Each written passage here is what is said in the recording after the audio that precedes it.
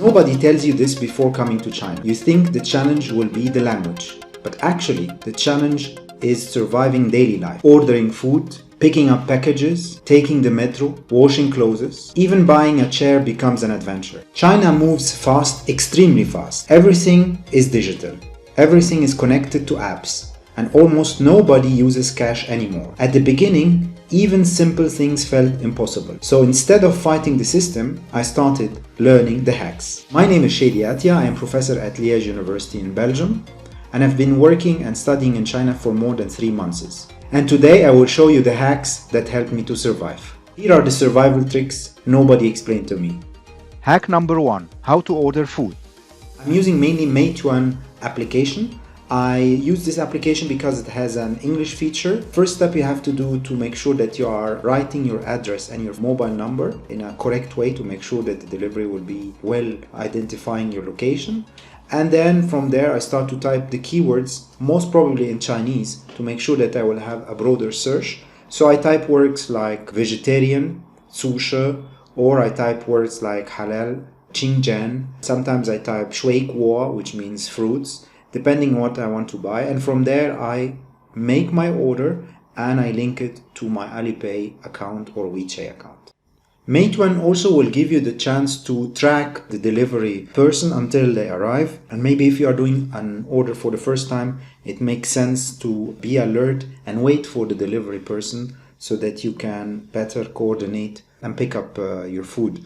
Another option that is also common in China is that the delivery will be directly placed in a delivery box, and you will receive after a message with a QR code indicating that the food arrived in these food boxes and that you are ready to go and pick it up yourself. This happens also in big apartment buildings and big complex buildings.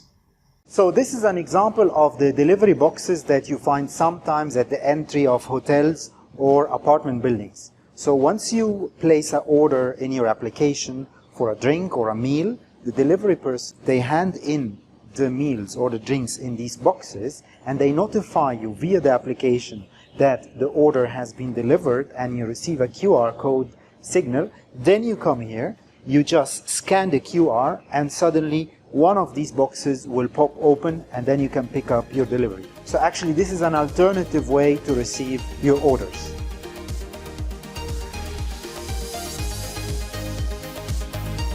Hack number 2 is the transportation survival.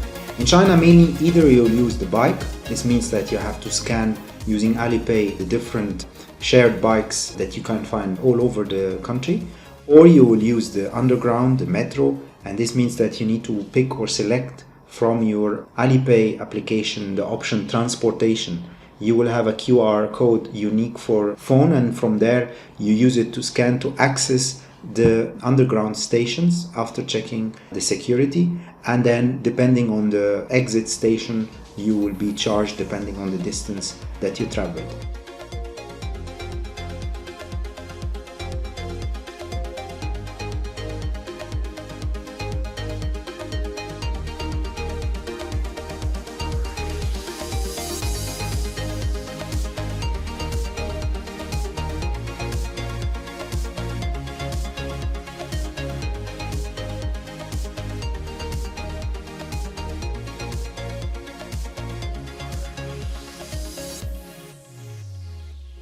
Third and last option is that you take ride-hailing services. In this case, I advise to take Didi, and I even advise to place your order within Alipay. So in the second page in Alipay, you will find Didi. From there, you can start to locate better your destination, and then the payment will be directly connected to your Alipay payment system. This is the easiest way, and by that, if you have any problems with not knowing where you are heading, ask always your colleagues or friends to share on WeChat the location address or name, and locate it yourself on Didi. But also don't forget to place the pickup place, because in many cases there are a kind of grid with snapping options to pick up the pickup option. So this is the third way to survive transportation in China.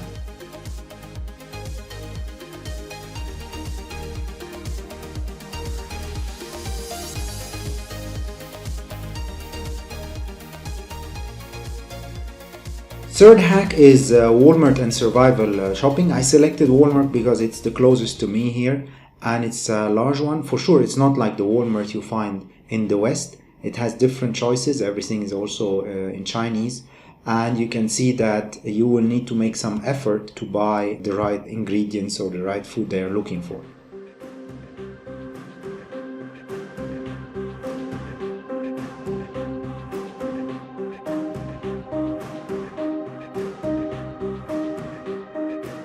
So this is an example of a special food. You will only find it in Walmart. Olive oil, an essential ingredient in my cooking. So this is an opportunity to come to Walmart and do all the shopping for special ingredients that you will need to have during your long stay. Another funny situation was with vinegar. Actually, I was looking for simply white vinegar, clear vinegar, or apple cider vinegar.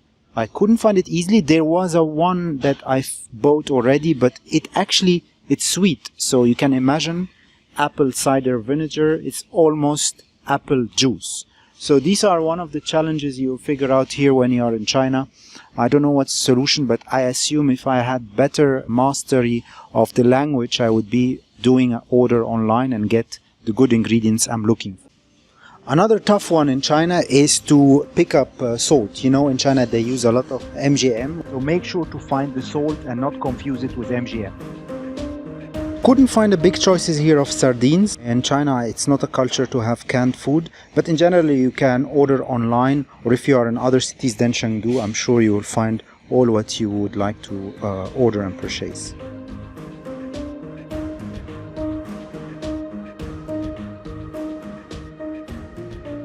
I'm very happy I found my favorite food, tahini.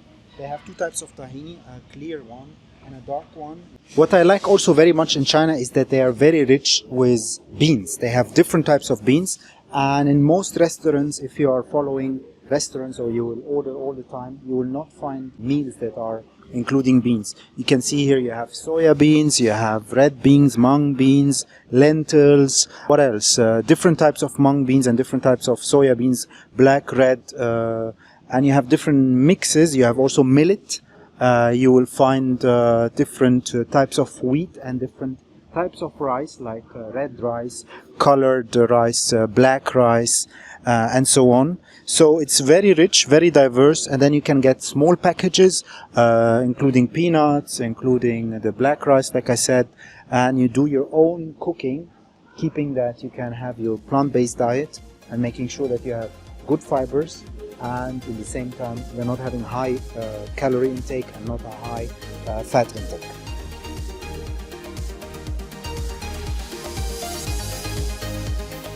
So I'm going to share with you some important search keywords that you can use when you are using Meituan for ordering food.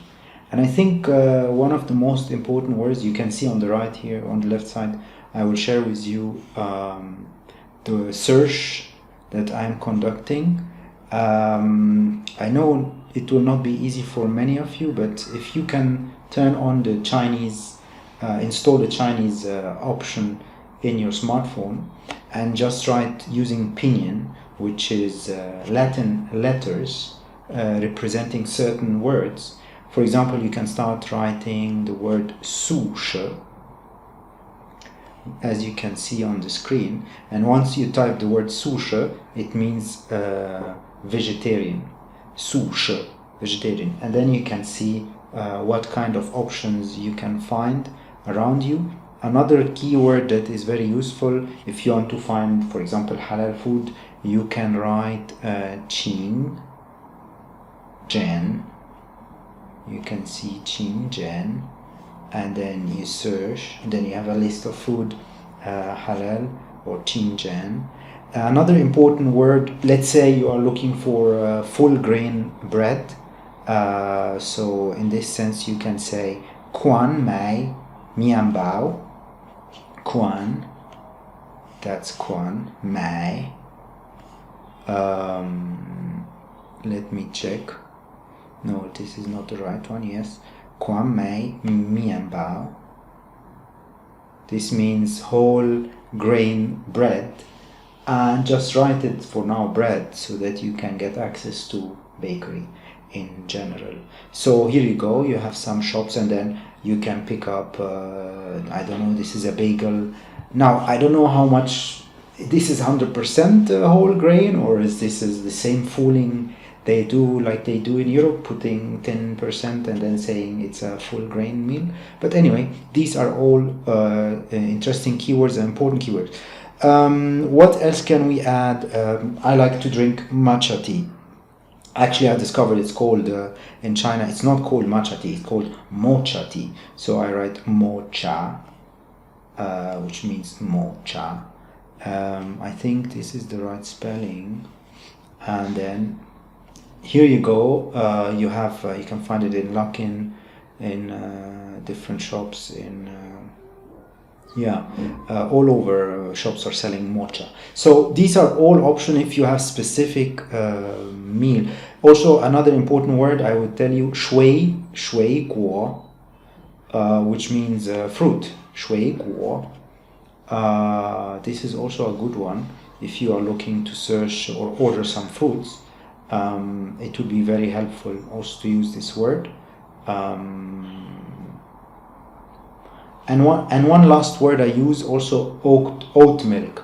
Oat milk is yan mai nai. Yan mai nai. Here you go. And then you can pick it up, and then you see who is offering, like McDonald's, for example, is offering soya milk.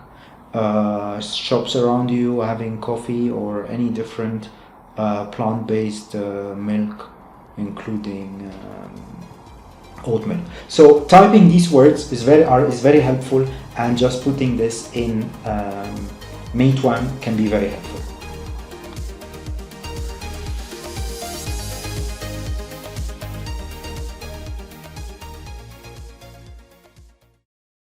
Hack number 4 is delivery of goods, products. In general, when you stay long in China, you will need to buy a lot of tools or accessories. And this means that you need to be familiar with ordering from Taobao. This is my best number one application I order from. And you need to be able to pick up or buy certain things. Like, for example, these are the electric plugs. You can see these plugs are more suitable in Europe. And then this is the Chinese side of the plugs. You need to have the right address, and in most of the cases in big buildings or in hotels, it depends. You will find down packages collection area where your package will arrive, and somebody will sort it out, and they will have a kind of numbering classification order. So China is an online shopping culture. It's very difficult to find shops, physical shops to buy your goods. So make sure that you are installing Taobao and are able to use it to order anything you need.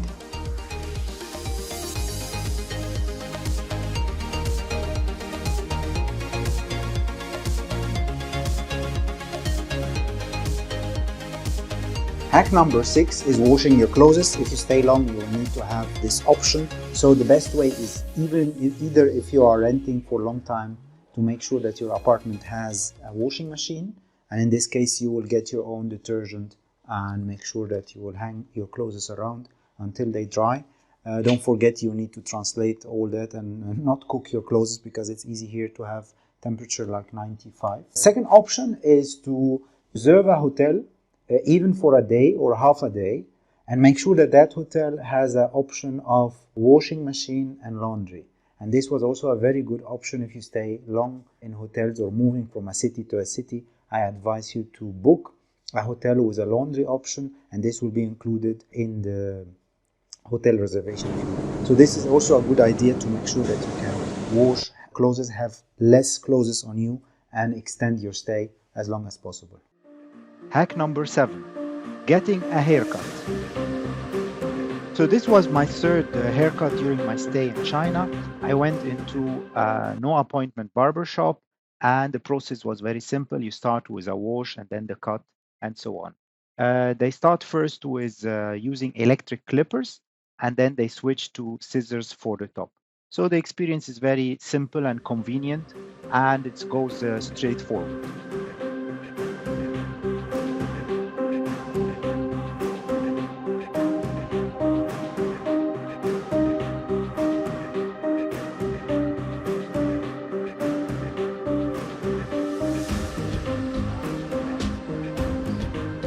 Keep in mind that the cost of the haircut will vary depending on the neighborhood and community where the barber shop is installed. For example, here I had to pay 25 yuan because this barber shop is very close to the university campus, so it's more used and convenient and affordable regarding the presence of students. In another neighborhood or district where I was living, which was more affluent, I had to pay almost 100 yuan. So take care about the price of barbershop. You have to be selective, and it will depend strongly on the neighborhood. Also, you can find in some shopping mall some very cheap barbers that they are just on the go doing it for 20 yuan or even lower prices.